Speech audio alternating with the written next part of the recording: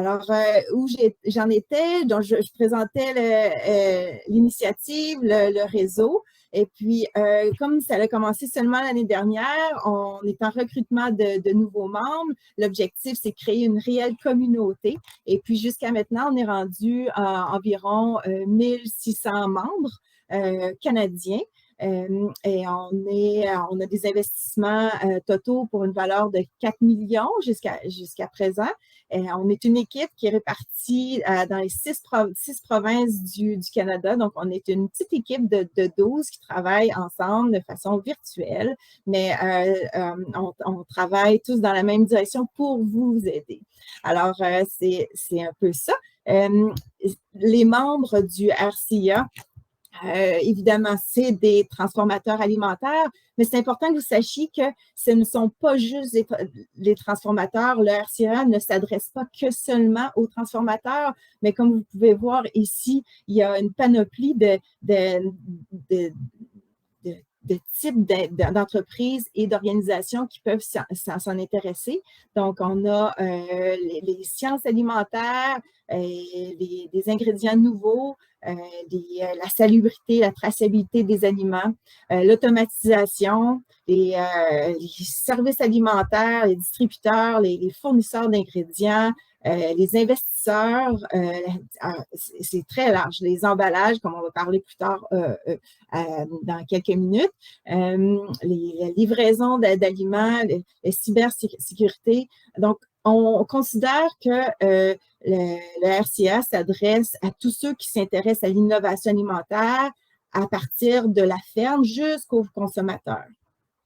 Ce qu'on fait concrètement, on a évidemment des programmes de financement, dont celui que je vais vous présenter aujourd'hui. Donc, ce qu'on offre, c'est des programmes de financement et c'est du support financier pour atteindre vos objectifs, mais aussi, on a la création d'une communauté, une vraie communauté qui permet de relier les innovateurs alimentaires de partout au Canada, apprendre à se connaître, travailler ensemble, pour faire en sorte que le Canada devienne un leader mondial en innovation alimentaire. Alors, c'est notre objectif et qu'on veut réaliser ensemble avec vous. On a 3 grandes priorités au RCA et puis il y a tous les programmes qui sont financés dans le cadre de nos programmes de financement doivent adhérer à ces priorités en matière d'innovation. Donc, on a la première qui est la mise au point de produits et de procédés intelligents. Évidemment, on a l'avantage pour la santé, la nutrition et le bien-être, les sciences émergentes axées sur les protéines de culture et les protéines écologiques. Solutions aux pénuries de main-d'œuvre. C'est partout au pays. On veut trouver des nouvelles applications en robotique, en numérisation, en automatisation, en intelligence artificielle. On a les technologies de transformation permettant d'améliorer la qualité, l'efficience énergétique et la productivité. Alors ça, c'est notre première priorité dans laquelle tous les projets qui nous sont soumis doivent adhérer à celle-là ou les deux autres. Donc, on a le deuxième, la durabilité de l'écosystème alimentaire. On a, comme le programme aujourd'hui va porter, dans lequel je vais vous présenter, réduction du gaspillage alimentaire, optimisation de la valeur récupérée, l'économie circulaire, donc circularité, supra-recyclage, emballage écologique intelligent et utilisation plus efficace des intrants, notamment de l'énergie, l'eau et le carbone. Deuxième priorité. Et la troisième priorité, c'est la création de chaînes d'approvisionnement agiles et sécuritaires. Alors, tout ce qui a trait aux chaînes de logistique, donc chaînes d'approvisionnement, analyse des données sur les consommateurs et les clients, salubrité et sécurité alimentaire, application de l'Internet des objets et technologies numériques aux chaînes de production alimentaire. Et le dernier, chaîne de blocs et traçabilité. Voici donc nos trois grandes priorités au RCA. Si je rentre dans le vif du sujet, le programme Défi à l'innovation alimentaire, le programme Challenge en anglais, On a cette année un appel à proposition qui est ciblé. Je vais vous expliquer dans quelques instants. Donc, le programme Défi Innovation alimentaire est pour les entreprises et les organisations qui souhaitent offrir de l'innovation alimentaire révolutionnaire. Je vous explique aussi dans quelques instants. Et arriver à présenter sur le marché donc nouveaux ingrédients, produits, technologies, services ou même processus prêts pour une recherche ou un développement ou une commercialisation plus poussée. C'est des projets qui sont ouverts aux membres exclusivement du RCA. Donc, on doit devenir membre pour pouvoir appliquer au programme. Et c'est un programme qui finance des projets jusqu'à une concurrence de 2 millions de dollars. L'appel à proposition de cet automne sera spécifiquement sur les solutions de gestion des déchets de plastique en alimentation, réduction, remplacement et recyclabilité. Donc, cet appel à la proposition est unique pour cette année. Chaque appel à proposition aura un thème différent. Alors, cette année, c'est ce thème qui est proposé. Pourquoi? Tout simplement parce que il y a des problématiques urgentes qui doivent être adressées et notamment parce que les consommateurs ont leurs propres attentes en matière de salubrité, présentation de produits puis conservation viable, en plus des détaillants qui ont les mêmes préoccupations. Les transformateurs ont besoin de trouver des solutions moins coûteuses avec des durées de conservation égales ou supérieures à celles qui sont actuellement offertes par des fournisseurs avec un coût qui doit faire du sens. Donc, on veut encourager des projets qui vont appuyer, à trouver des solutions pour rencontrer des réponses à ces problématiques.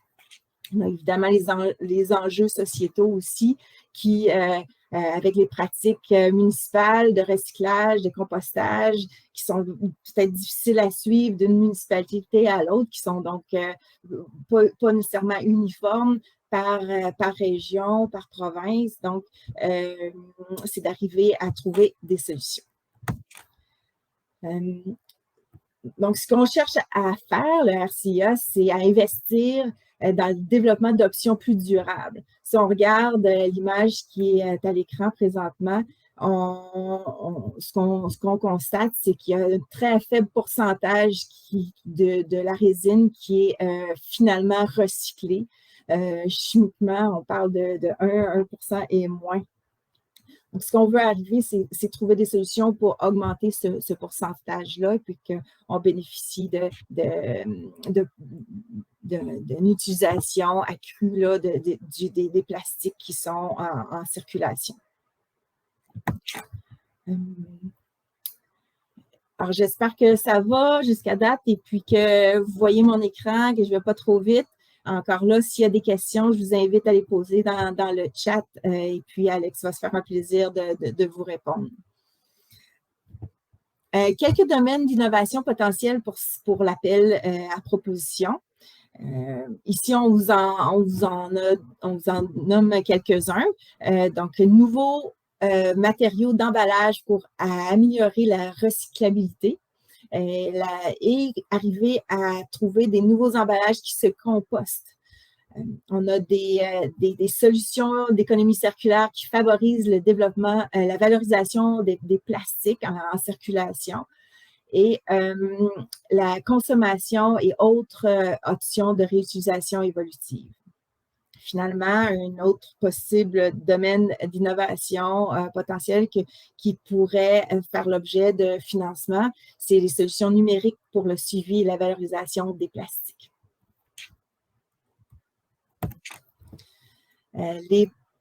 Les propositions doivent avoir un un autre des objectifs suivants, c'est donc, entre autres, améliorer la recyclabilité et la récupération des matières plastiques à usage unique et non durable issues des activités d'emballage, de fabrication, d'expédition et de restauration.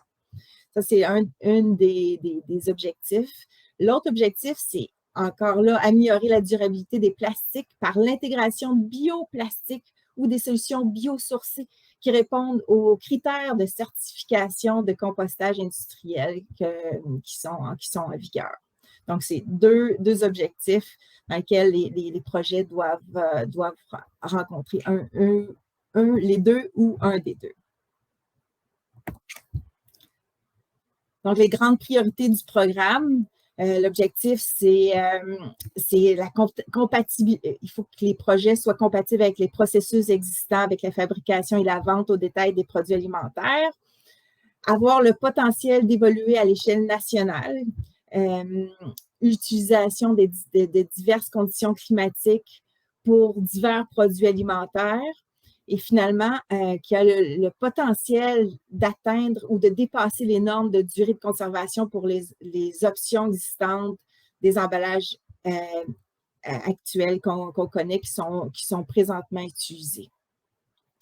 Si votre projet correspond à aucune de ces priorités, on vous demande d'attendre à la prochaine appel, de pouvoir consulter les autres programmes qu'on a à offrir ou qu'on va offrir sous peu aussi. Donc, c'est pour cet appel-ci cet automne pour le programme Défi. Vous devez vous conformer à ces priorités. Alors, ce qu'on vous offre, c'est un financement de vos projets jusqu'à 50% sous forme de subvention. Donc, c'est un financement qui est non remboursable, jusqu'à un maximum de 2 millions de dollars. Le total des coûts admissibles doit se situer entre 1 et 4 millions de dollars. Et c'est un financement qui est fourni sous forme de remboursement. Ça fait que vous devez faire le projet, évidemment, pour pouvoir avoir le financement en tranches sous présentation des rapports de dépenses encourues ponctuellement dans un calendrier déterminé. Si votre candidature est retenue, il y a des frais de gestion qui sont exigibles par le RCIA, comme tous les organismes à but non lucratif comme le nôtre qui ont du financement. C'est une façon de pouvoir participer au financement qu'on doit aller chercher. Donc, c'est un peu c'est un 5% du coût total des projets qui sont éligibles au financement du RCA qui devront être payés avant le début du projet si votre projet est accepté. Les critères d'admissibilité. Les appels à l'innovation alimentaire sont axés sur la recherche collaborative. Alors, ce qui diffère de ce programme-là, c'est que les projets, peu importe les projets, ils doivent être faits en collaboration. C'est des projets collaboratifs qui permettent de travailler avec d'autres collaborateurs. Donc, oui, il y a un demandeur principal, mais il y a d'autres collaborateurs qui font partie du projet et jusqu'à... je vais vous dire dans 2 instants. Donc, chaque collaborateur doit investir dans le projet et pour être admissible à un financement, tous les projets doivent être reconnus être reconnus ici par ce que je veux dire, c'est être constitué en société au Canada et puis être membre du RCIA. C'est définitivement les prémices pour pouvoir appliquer, devenir membre. Le lien est dans le chat, notamment là, qu'Alex a ajouter au début de la rencontre. Les entreprises doivent être des PME, donc 499 employés ou moins, et avoir un revenu inférieur à 50 millions de dollars. Dans le consortium, dans l'entité qui va déposer le projet, il faut qu'il y ait un minimum de 2 entreprises indépendantes du secteur privé canadien.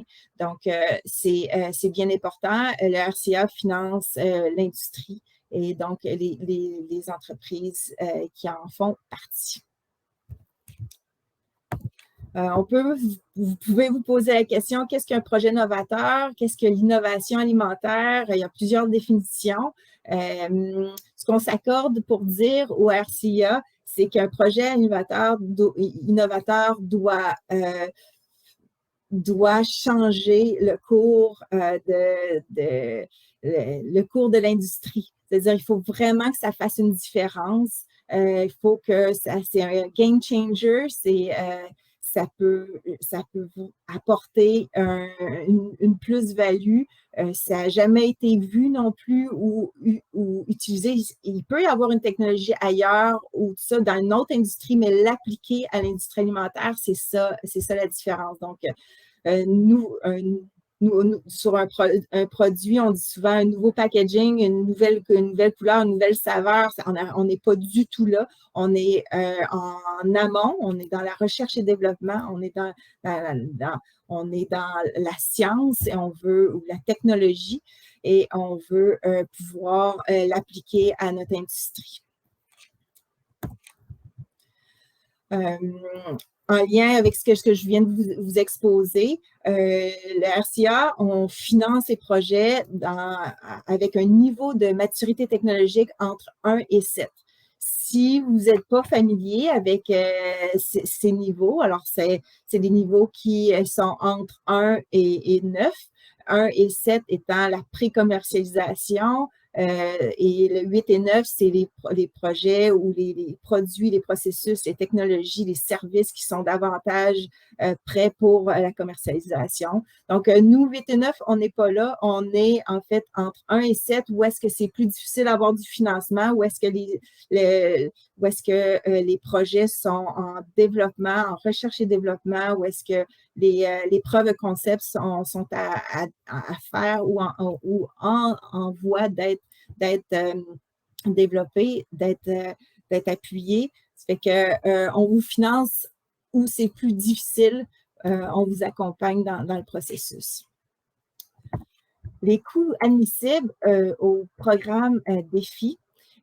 On a principalement les coûts liés au salaire direct, les coûts liés aux sous-traitants et consultants, les matières directes pour la réalisation du projet, l'équipement, ce qui est quand même assez rare, les terres dans les programmes de financement, les terrains, bâtiments, amélioration de bâtiments, les autres coûts directs.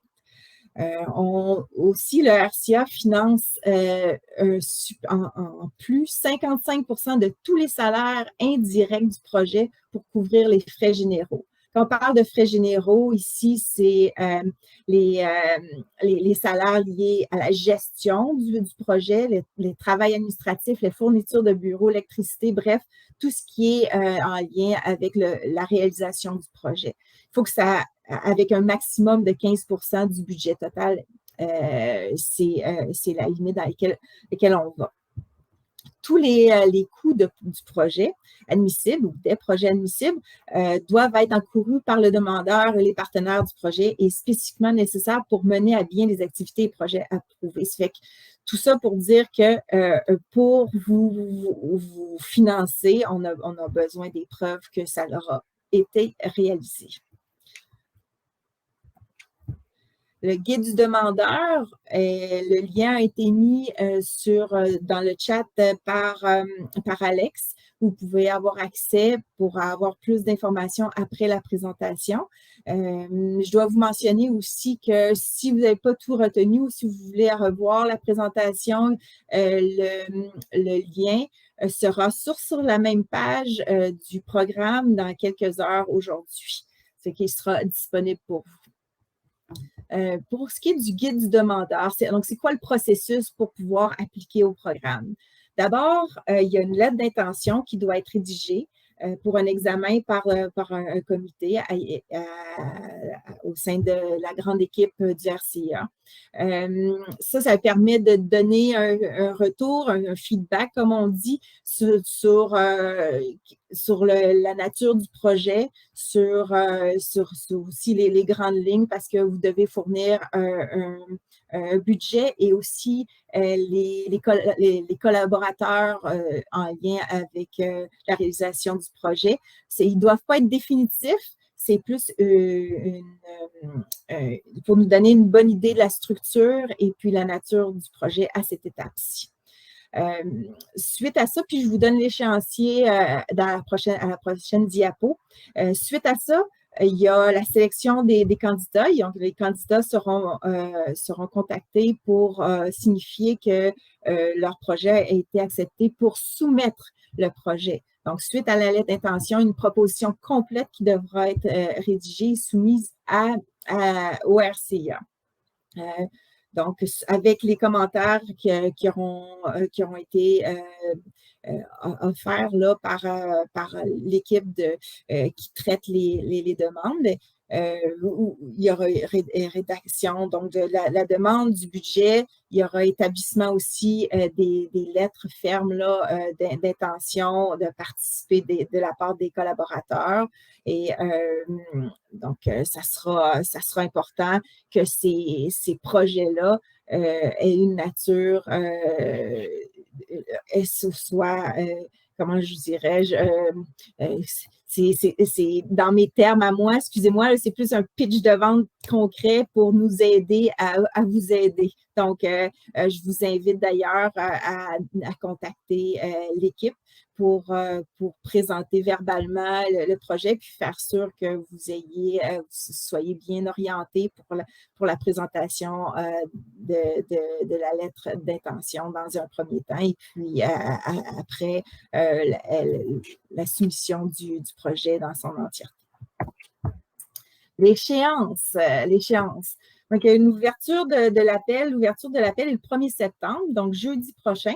Donc, c'est un début. Vous aurez jusqu'au 11 octobre pour soumettre la lettre d'intention dont je viens de vous expliquer. Le 11 octobre. En début novembre, vous allez probablement, pas probablement, mais vous allez recevoir une réponse à savoir si go, no go pour déposer les propositions complètes. Alors, vous allez être signifié début novembre. Et il y a l'échéance pour déposer les propositions complètes sont le vendredi le 16 décembre. Suite à ça, vous aurez la réponse officielle vers la fin janvier si votre projet est accepté. Mais il y a les dépenses admissibles encourues pour les projets qui auront été acceptés fin janvier seront acceptés à partir du 1er janvier 2023. Vous devrez compléter les projets au plus tard le 31 mars 2025. Donc, ça vous donne un peu plus que 2 ans là, pour pouvoir compléter votre projet là, avec toutes les dépenses qui auront été admissibles. À partir. Alors, les critères d'évaluation des projets. Cette grille-là est super importante. Parce que c'est là-dessus dans lequel ceux qui vont prendre connaissance de votre projet, qui vont l'évaluer, vont se baser. Alors, je vous invite à non seulement à prendre en compte, mais faire sûr que quand vous faites la rédaction, vous mettez l'emphase sur où est-ce qu'il y a le plus de points à gagner. Alors, il y a les points forts du demandeur et ses partenaires. Puis, comme je vous ai dit tout à l'heure, pour moi, peu importe les programmes de financement, c'est absolument un pitch que vous devez nous faire pour pouvoir faire sûr que vous nous mettez le plus d'informations pertinentes pour mettre en valeur votre projet, mais aussi pour faire sûr qu'il corresponde à nos objectifs et faire en sorte qu'il soit en bout de ligne retenu. Alors, on a description du demandeur. Alors, qui vous êtes? Qui sont vos partenaires? Et pourquoi vous vous considérez comme les spécialistes dans votre domaine là, et pourquoi vous participez au projet? Le détail du projet, donc contexte, objectif, concept et méthodologie. On a ici 25 points, ce qui est quand même beaucoup, donc détaillez bien. Les avantages pour l'écosystème alimentaire canadien. Si on a 55 points pour les aspects innovants et transformateurs du projet, concordance du projet avec les priorités en matière d'innovation du RCA, que je vous ai expliqué plus tôt, plan de transfert de connaissances ou de commercialisation. Vous allez comprendre que pour nous, l'avantage de votre projet, c'est de faire en sorte que l'industrie en bénéficie. Donc, le transfert de connaissances, le transfert technologique est vraiment important. Et puis, on veut pouvoir le voir que vous avez un plan pour pouvoir transférer vos connaissances suite à la réalisation du projet. Finalement, on a un 10 points qui est pour les avantages directs ou indirects pour le secteur alimentaire. Alors, 55 points pour faire en sorte que votre technologie qui sera financée par le RCA est transférée et pour aider à propulser l'industrie canadienne dans son ensemble. Alors, souvenez-vous de ça, c'est vraiment important. On a la gestion du projet, plan de travail et incluant un budget détaillé. Plus que vous nous donnez de détails, plus que ça va être facile pour nous de vous aider. Je vous le répète et répète, mais c'est vraiment important. Donc, risque établi et plan d'atténuation. On a un total de 100 points ici. Et les critères d'évaluation du projet sont dans l'information liée au programme sur le site web ou dans la présentation qui sera en ligne dans quelques heures. Les exigences autour de la propriété intellectuelle, vous posez peut-être la question, qu'est-ce qu'on fait avec la propriété intellectuelle, qu'est-ce que le lien? On possède et on n'a aucune intention avec la propriété intellectuelle, l'API de votre projet. Elle vous appartient. On est là pour vous aider et aider vos collaborateurs. Donc, où on pourra être entourant l'API, c'est vous appuyer dans la commercialisation, la faire connaître à l'étranger ou au reste du Canada, faire connaître votre projet, mais on est là pour vous appuyer. Donc, elle vous appartient et notre préoccupation certaine, c'est que la propriété intellectuelle demeure au Canada pour les 5 prochaines années. Donc, ça, c'est au moins 5 ans à la fin de l'entente de financement. Sauf approbation écrite contraire du ministre. Ça fait que ça, c'est un point important. Aussi, comme je vous ai dit, nous, c'est pour catalyser le développement économique et technologique de l'écosystème alimentaire canadien. Donc, ça vous appartient. Donc, je l'avais déjà mentionné. Voilà, ça fait que je pense que j'ai couvert les autres points pour ce qui est de la propriété intellectuelle. Je ne vois pas le chat, fait que je suis désolée si je manque des bouts des questions, mais à la fin, je vais pouvoir lire certaines questions pour les lire et répondre aux questions en direct. Pouvons-nous cumuler avec d'autres programmes de financement gouvernementaux? Certainement. Et puis, le cumul va jusqu'à une concurrence de 75 % des coûts éligibles autorisés. Fait que on parle ici du municipal, du provincial ou du fédéral, autre que nos programmes. Mais on vous invite quand même à nous contacter si vous avez l'intention de cumuler d'autres programmes avec la demande. Et puis, évidemment, il faut qu'il soit bien détaillé pour qu'on comprenne le financement, comment il sera utilisé et la provenance. Vous voulez postuler, comme je le mentionnais, les liens sont dans le chat présentement. Vous pouvez vous rendre sur notre site web au www.cfin.rca.ca challenge-défi. Donc, pour aller sur le guide du programme, il y a le guide du demandeur qui est là aussi et le portail en ligne. On a un portail en ligne qui vous permet d'appliquer. Donc, vous devez devenir membre pour y avoir accès. Donc, si vous ne l'êtes pas, on vous invite à le devenir. Ça prend quelques minutes. Là, en 3 minutes, c'est fait. Puis vous allez commencer à avoir accès à la plateforme, puis avoir accès à Yodel, qui est notre portail, notre plateforme virtuelle qui connecte les innovateurs alimentaires partout au Canada. Donc, il y a des forums, il y a de l'information privilégiée que vous allez avoir accès quand vous allez devenir membre. Il y a aussi le guide, comme je vous ai dit, le guide du programme avec les coûts éligibles, les règles clés, toute l'information est là et l'enregistrement de la session d'information d'aujourd'hui. Pour vous aider, pour répondre à vos questions après la rencontre, je suis la représentante francophone de l'équipe. Même si je suis basée au Québec, je peux répondre à vos questions en français, peu importe où est-ce que vous vous trouvez au Canada, ça va me faire grand plaisir.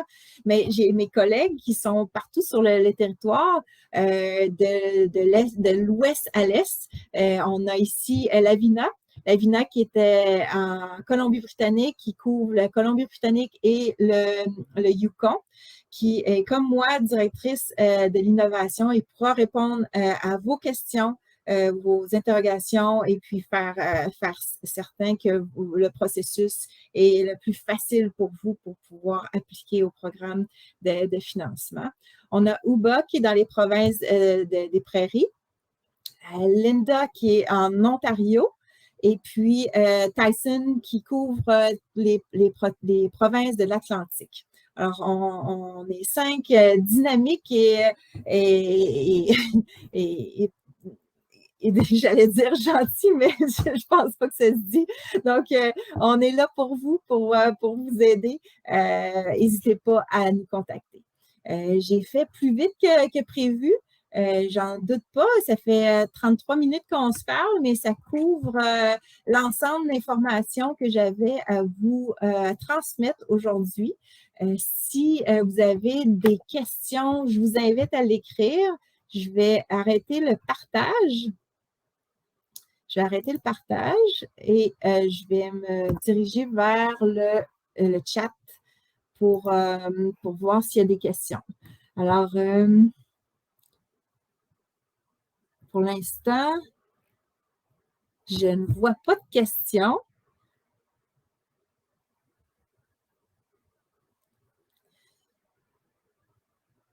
S'il n'y a pas de questions, contactez-nous par la suite. Puis, je vous laisserai là-dessus en vous souhaitant une excellente journée, en vous remerciant Sam et Alex de mon équipe qui ont aidé aujourd'hui à la réalisation de cette session d'information. Alors, au plaisir.